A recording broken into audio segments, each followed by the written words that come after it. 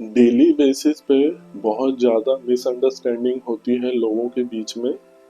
तो उसका रीज़न और सॉल्यूशन के बारे में बात करेंगे। ये जो मैं अभी 3 इंसिडेंट बताने वाला हूँ वो किसी पेशेंट के नहीं है, जिसको बोलते हैं सो कॉल्ड नॉर्मल इंसान के। ये रियल लाइफ इंसिडेंट मैं आपको बता रहा हूँ। पहला केस, एक कपल रहता है, जो कि रोजमर्रा की चीज है। एक बोलता है कि भाई मेरे को एसी 25 में चाहिए, दूसरा बोलता है मेरे को एसी 20 में चाहिए। तो पहला बोलता है कि भाई अब इसका क्या उपाय निकाला जाए। तो दूसरा बोलता है अच्छा तुम मेरे साथ नहीं रहना चाहते, तुमको प्रॉब्लम हो रहा है। अब ध्यान देने वाली बात है कि वो बोल रहा है कि इसका उपाय क्या है। पहला आदमी बोल रहा है इसका उपाय क्या है, दूसरा बोल रहा है अच्छा तुम मेरे साथ नहीं रहना चाहते। ये दोनों में कोई कनेक्शन ही नहीं है दोनों बातों में। दूसरा केस, एक कपल घर देखने जाता है। तो जैसे कि हर चीज अपडेट होती है, तो वैसे ही जो घर था वो पुराने मॉडल का बना हुआ था। पॉइंट टू बी नोटेड, जैसे पुराने जमाने में घर बनते थे, 40-50 साल पुराना था। तो एक व्यक्ति बोलता है कि ये घर गंदा है। अब ध्यान देना, जो गंदा है वो तो धूल मिट्टी और उससे रिलेटेड है। पुराना होना और गंदा होना इसमें कोई कनेक्शन नहीं है, लेकिन उसने वैसा जोड़ दिया। तीसरा केस बहुत ही ये बात को करीबन 10-12 साल हो गया, मैं भूल नहीं पा रहा हूँ। दवाई खत्म हो जाती है तो आदमी नया दवाई लेने जाता है। तो जरूरी नहीं कि हर बार डॉक्टर का प्रिस्क्रिप्शन हो। तो आम आदमी क्या करता है, भाई दवाई खत्म हो गई तो जो दवाई का खाली पत्ता है वो दिखा के मेडिकल से दवाई लेता है। That's it. आमतौर पे ऐसे ही करते हैं।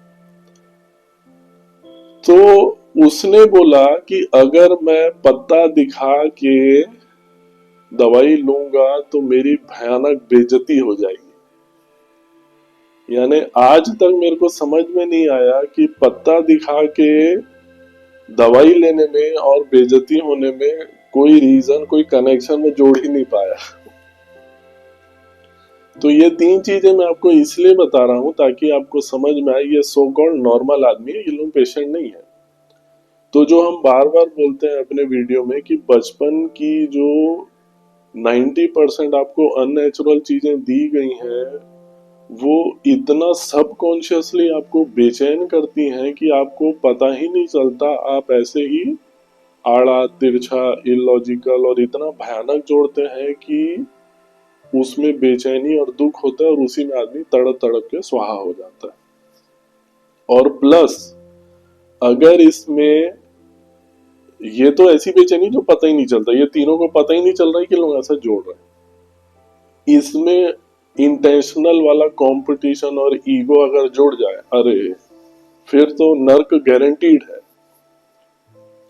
ये रीजन हो गया। अब सॉल्यूशन, सॉल्यूशन में आपको 4 चीजें करनी है। पहला, सांस पे ध्यान लगाने वाला मेडिटेशन। दूसरा, आपकी फेवरेट एक्सरसाइज आपको डेली करना है।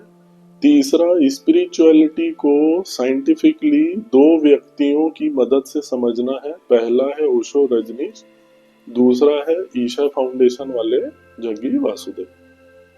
चौथा और मोस्ट इम्पोर्टेंट कि स्पेसिफिकली आपकी कंडीशन, रिक्वायरमेंट और बहुत सारी चीजों को देखते हुए आपकी लाइफस्टाइल में और खाने पीने में क्या चेंजेस करना है उसके लिए आप कांटेक्ट कर सकते हैं।